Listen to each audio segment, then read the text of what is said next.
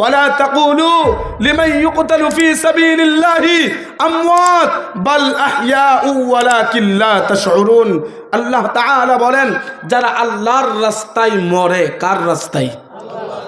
আর জোরে বলেন, আরো চিৎকার মেরে বলেন না, কার? আল্লাহর রাস্তায় যারা মরে তারা মরে না, তারা অমর, তারা শহীদ দরজা পেয়ে যায়। মরতে দেরি হয়, তারা জান্নাতে যাইতে দেরি হয় না। সুবহানাল্লাহ। যারা আল্লাহর রাস্তায় মরে, আল্লাহর রাস্তায় মরা কি সুদ খায়া খায়া মরা? আরো জোরে বলেন। আপনাদের এলাকায় মনে হয় সুদ খোর নাই? আসেনি? ও আসেনি? অভাব নেই মনে হয়।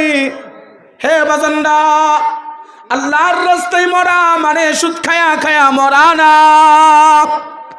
আল্লাহর রাস্তায় মরা মানে ঘুষ খায়া খায়া মরা না। আল্লাহর রাস্তায় মরা মানে নামাজ না পড়িয়া পড়িয়া মরা না।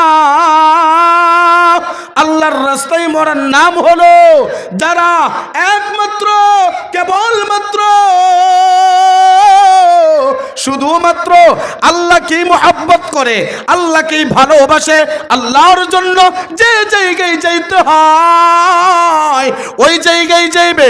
আল্লাহর জন্য যদি মিটিং মিছিলের মধ্যে যাইতে হয় ওই জায়গার মধ্যেই যাবে। আল্লাহর জন্য যদি ইসকনের বিরুদ্ধাচরণ করতে হয় তাই করবে। আল্লাহর জন্য যদি মুদের বিরুদ্ধাচরণ করতে হয় তাই করবে। যারা আল্লাহর জন্য পাগল, আল্লাহর রাস্তায় মরতে দেরি হবে তো তার জান্নাতে যাইতে দেরি হবে না। সুবহানাল্লাহ। এই জন্য সব সময় চিন্তা ভাবনা করা, আল্লাহর রাস্তায় মরবেন, পারবেন তো ইনশাআল্লাহ। যারা মরার ভয় করে তারা মূলত বিপদে বেশি পড়ে। যারা ভয় বেশি পায় তারা বিপদে বেশি পড়ে। যারা ভয় পায় না, কাউকে তুয়াক্কা করে না, কোনো তাগুতকে তুয়াক্কা করে না, তারা বেশি বিপদেও পড়ে না। কারণ হচ্ছে 5ই আগস্ট যখন আমাদের দেশ থেকে স্বৈরাচার খুনি হাসিনা দেশ থেকে পলায়ন করে, আমাদেরকে কত জ্বালানো জ্বালাইছে। 16 বছর কত জ্বালানো নেই জ্বালাইছে। আল্লাহ পাক বলেন, আমি ছাড় দেই কিন্তু কোন নাস্তিককে ছেড়ে দেই না। 2021 সালে আফগানিস্তান স্বাধীন হয়েছে। 2024 সালে সর্বপ্রথম স্বাধীন হলো বাংলাদেশ। গতকালকের আগের দিন স্বাধীন হয়েছে সিরিয়া। এইভাবে মুসলমানদের বিজয় হবে, এইভাবে মুসলমানদের কালিমার পতাকা পথ করে উড়াবে। কোন নাস্তিকের বাচ্চা বাধা দিতে পারবে না, ঠিক কিনা? কোন নাস্তিকের বাচ্চা বাধা দিতে পারবে না। কারণ হচ্ছে গাজওয়াতুল হিন্দ ওটি নিকেটে আমরাই বিজয়ী হব। দেখবেন এমন একটা সময় আসবে যে ভারতের মোদি, কসাই মোদি যে বলে আমাদের মুসলমানদের রক্ত সে খাবে। আরে মিয়া মোদি, তুমি মনে করো মুসলমানরা মৃত্যুকে ভয় পাই না? না না, মরতে যেহেতু একদিন হবেই, আল্লাহর জন্য মরব। যারা আল্লাহর জন্য মরবে তারা তো মরে না, শহীদ দরজা। মরতে দেরি হবে, জান্নাতে যাইতে দেরি হবে না, ঠিক কিনা? এই জন্য অন্তরে ধারণ করি আমরা আল্লাহর জন্য মরব। আর আল্লাহর জন্য যারা মরবে তারা তো মরণ ভয় পায় না। তারা চাই ইসলামের উপর অটল থাকবে, তারা চাই কুরআনের উপর অটল থাকবে। ইসলামের বিরুদ্ধাচরণ যদি আমার বাবা করে তাকে ছাড় দেওয়ার কোনো অবকাশ নাই। যদি ইসলামের বিরুদ্ধাচরণ আমার ভাই করে তারে ছাড় দিতে পারবো না। কারণ হচ্ছে আগে আমার ইসলাম, তারপর হচ্ছে আমার আত্মীয়, ঠিক কি না? জোরে কান। সরকার দু আলম নবী বলেন, লা ইউমিনু আহাদুকুম হাত্তা লা ইউমিনু আহাদুকুম হাত্তা আকুনা আহাব্বা ইলাইহি মিন ওয়ালিদিহি ওয়া ওয়ালাদিহি ওয়ান নাসি আজমাইন। সরকার দু আলম নবী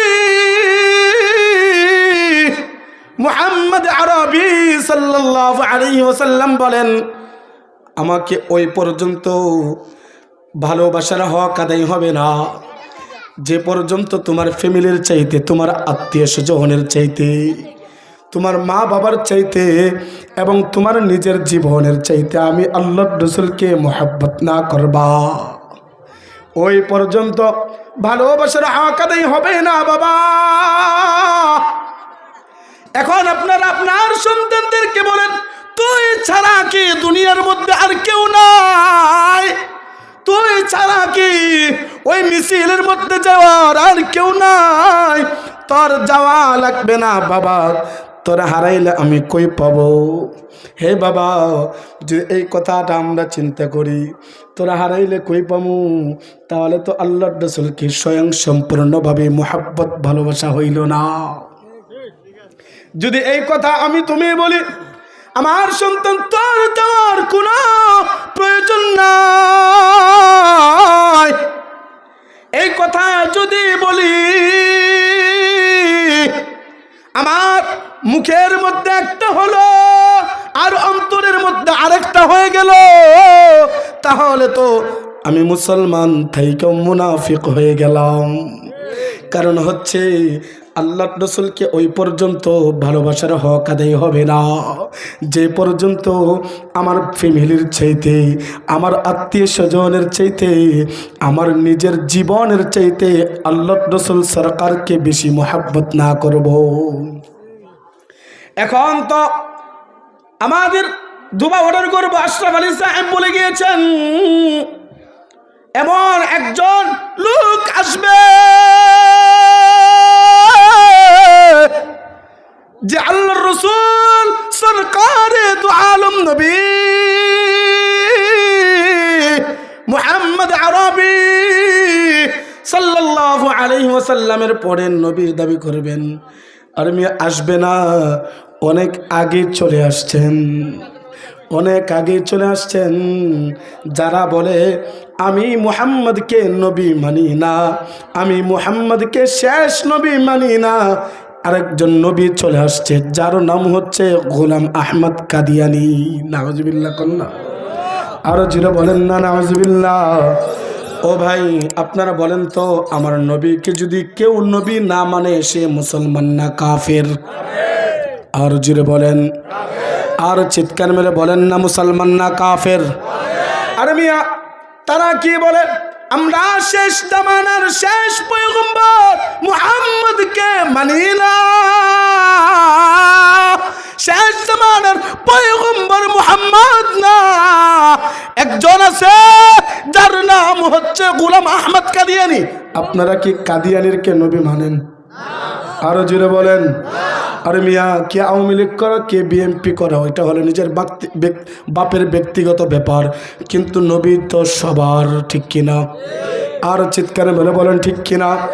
আমাদের দেওবন্দের উলামায়ে কেরামরা, দেওবন্দের আকীদা হলো কেউ যদি নবীর ব্যাপারে, ওই কাদিয়ানীদের ব্যাপারে কথা না বলে, কেউ যদি চুপ থাকে, কেউ যদি কথা না বলে, সেও মুসলমান না, সেও কাফের, ঠিক কিনা? আর চিৎকার মেরে বলেন না ঠিক কিনা? কেউ যদি নবীর পক্ষে কথা না বলতে পারে, আমাদের নবী সরকার দু আলম নবী মুহাম্মদ আরবি সাল্লাল্লাহু আলাইহি ওয়াসাল্লামের খতমে নবুয়তের চাদর নিয়ে টানা হেসরা করবে ওই কাদিয়ানীদের গোষ্ঠীরা। এখন যদি আপনারা চুপ করে বসে থাকেন, না আমার দায়িত্ব না, আমার এটা কিছু করার নাই, আমার তো শক্তি নাই, আমি যাইতে পারবো না, আপনি যদি বাড়িতেও বসে থাকেন, আপনিও মুসলমান না, আপনিও কাফের। আর যেরকম ঠিক কিনা? আর চিৎকার মেরে বলেন ঠিক কিনা? কারণ হচ্ছে ওই কাদিয়ানীদের পক্ষে যারা কথা বলবে, কাদিয়ানীদের পক্ষে যারা কথা বলবে তারাও কাফের, ঠিক কিনা? এখন যদি আপনাদের সামনে এই নবী নিয়ে কেউ যদি কটূক্তি করে, এক বিন্দু রক্ত থাকা অবস্থায়, এটা কি মেনে নেবেন? আরো জোরে বলেন, সবাই বলেন না নেবেন? নবীর বিরুদ্ধাচরণ করলে আমি তো বলি, আমার বাংলাদেশের মুসলমানদের মুখের মধ্যে দাড়ি না থাকতে পারে, নামাজি কম হতে পারে, কিন্তু নবী নিয়ে কটূক্তি করবে, এটা কোনো আল্লাহর বান্দা মুসলমানরা বরদাস্ত করতে পারবে না। এখন আমাদের ময়মনসিংহ জেলায় একটা থানা আছে, ত্রিশাল থানা। ওই ত্রিশাল থানার মধ্যে একটা ইউনিয়ন আছে, ধানীখলা ইউনিয়ন। ওই ইউনিয়নের মধ্যে কাদিয়ানীরা উপাসনা করার জন্য একটা তারা মসজিদ বানাইছে। আমরা বলি হ্যাঁ, তোমরা বাংলাদেশের মধ্যে থাকবা, কোনো সমস্যা নেই। হিন্দু যেমন থাকে তার থাকার অধিকার আছে, তোমরাও থাকবা, তোমারও থাকার অধিকার আছে। খ্রিস্টান যেমন থাকে সে থাকার অধিকার আছে, সে থাকবে, কোনো আমাদের আপত্তি নাই। বৌদ্ধ যেমন থাকে তোমরাও থাকবা। তোমরা কাদিয়ানীরা মুসলমানের ব্যানার লাগাইয়া বাংলাদেশের মধ্যে থাকতে পারবা না, ঠিক কিনা? ওই কাদিয়ানীদের গোষ্ঠীরা ধানীখোলা ত্রিশাল থানায় ওই ইউনিয়নের মধ্যে একটা মসজিদ উপাসনা বানাইছে। মসজিদ বানাইলেও বললেও তো ভুল হবে, তারা পূজা করার জন্য মন্দির যেমন হিন্দুরা বানায় তারাও বানিয়েছে। আমার ময়মনসিংহের মুরব্বী আল্লামা মাহবুবুল্লাহ কাসিমি সাহেব দামাত বরকাতুহুম হুজুরকে নিয়ে কয়েকদিন আগে একটা বৈঠক করেছি ওই কাদিয়ানীদের ব্যাপারে। অতি শীঘ্রই বাংলাদেশের মধ্যে বিশাল একটা ডাক হবে, বিশাল একটা জমায়েত হবে, বিশাল একটা মিছিল হবে। ওই কাদিয়ানীদের উপাসনা ভেঙ্গার জন্য কে কে যাওয়ার জন্য তৈয়ার? আল্লাহকে দেখাইয়া দেন। নারে তাকবীর।